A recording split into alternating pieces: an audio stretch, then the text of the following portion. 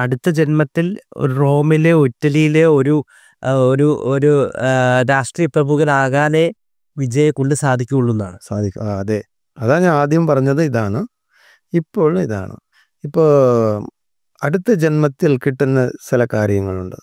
ആർക്ക് അടുത്ത ജന്മത്തിൽ കിട്ടും, ആർക്ക് ഈ ജന്മത്തിൽ കിട്ടും, കഴിഞ്ഞ ജന്മത്തെ അനുഭവിക്കാൻ വന്നവർ ആരാണ്, ഇങ്ങനെയൊക്കെ രാശിയെ എല്ലാം പിരിച്ച് വെച്ചിട്ടുണ്ട്. ഈ രാശിയിലുള്ളവർ ഇങ്ങനെയാണ്, ഈ രാശിയിലുള്ളവർ ഇങ്ങനെയാണ്. അപ്പോൾ അതിൻ്റെ അടിസ്ഥാനത്തിലാണ് ഞാൻ പറയുന്നത്. അവർക്ക് ഈ ജന്മത്തിൽ ഇഷ്ടംപോലെ പുണ്യം ചെയ്യണം. അപ്പോൾ അവർ സ്വന്തമായി സമ്പാദിച്ച കാശിനെയാണ് ചെയ്താൽ പുണ്യം. അവരുടെ എൻ്റെ അച്ഛൻ സമ്പാദിച്ച് ചെയ്യുന്നത് പുണ്യത്തിൻ്റെ കൂട്ടത്തിൽ വരത്തില്ല. അപ്പോൾ ഇവർ കയ്യിലുള്ള കാശ് ഇഷ്ടം പോലെ മക്കൾക്ക് ചെലവ് ചെയ്യണം. അങ്ങനെ ചെയ്താൽ ഇവർ പിടിച്ചു നിന്ന് അടുത്ത ജന്മത്തിൽ വരും. ഇനി അടുത്ത സൂര്യനാണ് ഇവർക്ക് വരാൻ പോകുന്നത്. സൂര്യനാണെങ്കിൽ ഉച്ചത്തിലോട്ടല്ല, അത് നീചത്തിലോട്ടാണ് പോകുന്നത്. ഇതിന് ചെറിയ ഗ്രഹത്തെ തൊടാൻ പോകുന്നത്. ചെറിയ ഗ്രഹത്തെ തൊടാൻ പോയാൽ ഇവർക്ക് പ്രയാസം എന്ന് വെച്ചാൽ പറയാൻ പറ്റാത്ത പ്രയാസങ്ങൾ ഇവർക്ക് ഉണ്ടാകും. അതുപോലെ പ്രയാസങ്ങൾ ഉണ്ടാവും. പക്ഷേ വിജയെ പോലെ ആഡംബരമായി ജീവിച്ചവർ വേറെ ആരും തമിഴ്നാട്ടിൽ ഏത് നടന്മാരും ഇല്ല, വേറെ ആരുമില്ല.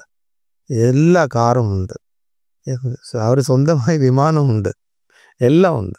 അവർക്ക് ഇല്ലാത്തത് ഇല്ല. അവർ ആരെക്കുറിച്ചും വിഷമിക്കത്തുമില്ല, അവരെക്കുറിച്ച് ഒന്നും നോക്കത്തുമില്ല. ചുമ്മാ അവർ ഒരു എൻജോയ്മെൻറ്റിൻ്റെ ജീവിതമാണ്. പക്ഷേ ഇപ്പോൾ നമ്മൾ ഒരു അഭിപ്രായം പറയാമെന്ന് വെച്ചാൽ, കരൂരിൽ ഒരു സംഭവിച്ച് അവർക്ക് വേണ്ടി ഇത്ര ജീവൻ പോയി. അവർക്ക് വേണ്ടി അവർ വേറെ ആരെ കാണാനാണ് പോയത്? അവരെ കാണാൻ പോയത്. പക്ഷെ എനിക്ക് വേണ്ടി നിങ്ങൾ ജീവൻ തന്നെങ്കിൽ നിങ്ങൾക്ക് വേണ്ടി ഞാൻ ഇവിടെ തന്നെ ഇരിക്കും, എൻ്റെ ജീവൻ നിങ്ങൾക്കാണ് എന്ന് പറഞ്ഞ് അവർ നിന്നില്ല. അതൊന്നും തിരിഞ്ഞു പോലും നോക്കിയില്ല. അവർ പെട്ടെന്ന് ഉടനെ തന്നെ പോയി. അപ്പോൾ ചിലപ്പോൾ അവർ അറിഞ്ഞു കാണത്തില്ല, ആരെങ്കിലും മരിച്ചിട്ടുണ്ടോ ഇല്ലെന്ന് വിവരം അറിയാതെയും പോവാം. അത് ഒരിതുണ്ട്. പക്ഷേ പോയാലും ഒരു സ്റ്റേറ്റ്മെൻറ്റ് ഇങ്ങനെ പറഞ്ഞാലും മനുഷ്യർക്ക് സമാധാനമാകും. പക്ഷെ അതുപോലും അവർ പറഞ്ഞില്ല. ഒത്തിരി പേരുടെ വിഷമമായത്, എൻ്റെ മാത്രമല്ല.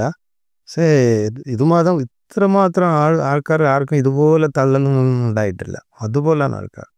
അത്ര ആൾക്കാർ കൂടിയ സ്ഥലത്ത് ഇവർ ഒരു വാക്ക്, ഞങ്ങൾക്ക് വേണ്ടി വന്നവർ, നിങ്ങൾക്ക് വേണ്ടിയാണ് ഞാൻ അപ്പോൾ ഒരു വാക്ക് പറഞ്ഞു, ഞാൻ ഉച്ചത്തിലിരിക്കുന്ന ഒരു നടനാണ്, ഇഷ്ടംപോലെ എനിക്ക് കാശുണ്ട്, ഞാൻ കാണാത്ത കാശില്ല. അപ്പോൾ ഇതുപോലെ പറയുമ്പോൾ മറ്റവരെന്ത് പറയും? മറ്റവർക്ക് എന്തിനാ വന്നത്?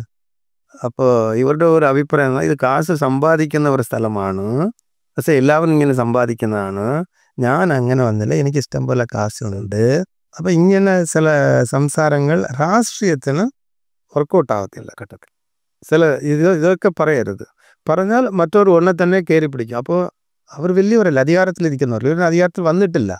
ചിലപ്പോൾ അധികാരത്തിൽ വന്നിട്ട് ഇങ്ങനെ സംസാരിക്കുകയാണെങ്കിൽ ഓക്കെ. അതിനു മുമ്പ് പറഞ്ഞാൽ അവർ ആർക്കും ഇഷ്ടപ്പെടത്തില്ല, സാധാരണ മക്കൾ പോലും ഇഷ്ടപ്പെടത്തില്ല. അതുപോലെ ചില ഇതൊക്കെ അവർ ചെയ്തുകൊണ്ട് മനുഷ്യർക്ക് അത് ഇഷ്ടപ്പെടാതെ ഒരു ഇതാകും. അതല്ലാതെ ഇവർക്ക് ഉണ്ട് വോട്ട് എന്ന് വെച്ചാൽ, നിങ്ങൾ ചോദിച്ചതുപോലെ വോട്ട് അവർക്കുണ്ട്. പക്ഷെ വോട്ടുണ്ടെന്ന് വെച്ചാൽ ഞാൻ പറഞ്ഞില്ല, അവർക്ക് ഇപ്പോൾ ഇവിടെ ഒരു 10,000 ജനങ്ങൾ ഇരിക്കുന്നിടത്ത് നേതാവ് ആരാണ്, ഞാൻ ഓടിച്ചെന്ന് എൻ്റെ പ്രശ്നം പറയാനുള്ള നേതാവ് ആരാണെന്ന് അവിടെ ചോദിച്ചാൽ തപ്പിത്തിരിഞ്ഞാൽ പുതുമുഖമായിരിക്കും.